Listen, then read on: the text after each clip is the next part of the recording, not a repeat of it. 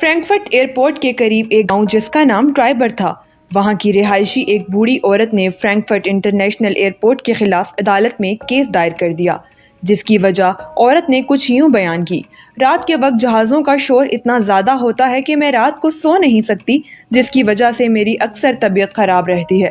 عدالت میں جج نے اس بوڑھی عورت کی پوری بات سننے کے بعد عورت سے پوچھا کہ آپ اب کیا چاہتی ہیں؟ اس شور کے عوض آپ ایئرپورٹ سے کچھ معاوضہ حاصل کرنا چاہتی ہیں یا ایئرپورٹ سے دور ایک عدد گھر حاصل کرنا چاہتی ہیں؟ عورت نے جواب میں کچھ یوں کہا: میں یہاں اپنے ذاتی گھر میں رہتی ہوں اور عرصہ دراز سے یہاں زندگی گزار رہی ہوں۔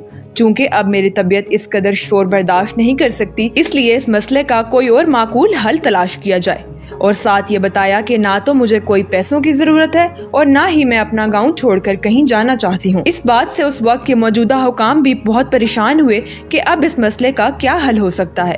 نہ تو عورت یہاں سے جانا چاہتی ہے اور نہ اتنے بڑے ایئرپورٹ کو کہیں اور منتقل کیا جا سکتا ہے۔ ایئرپورٹ حکام نے عورت کو اپنے کیس سے پیچھے ہٹ جانے کے لیے بے شمار فرمائش پیش کی، ایئرپورٹ سے دور اعلیٰ شان گھر کی فرمائش کی اور ساتھ بڑی رقم دینے کی فرمائش بھی کی، لیکن وہ بوڑھی عورت اپنے فیصلے سے پیچھے ہٹنے کا نام نہیں لے رہی تھی۔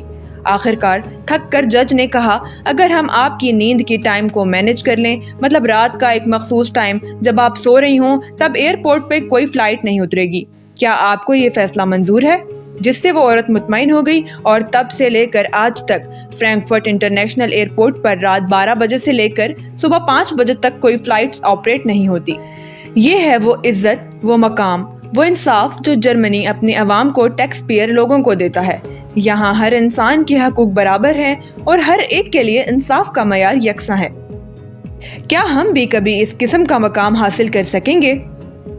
اب تک کے لیے صرف اتنا ہی۔ مزید اپڈیٹس اور خبروں کے لیے سبسکرائب کیجیے ہمارا ڈیجیٹل میگزین یوٹیوب چینل اور لائک کرنا نہ بھولیے ہمارا ڈیجیٹل میگزین فیس بک پیج۔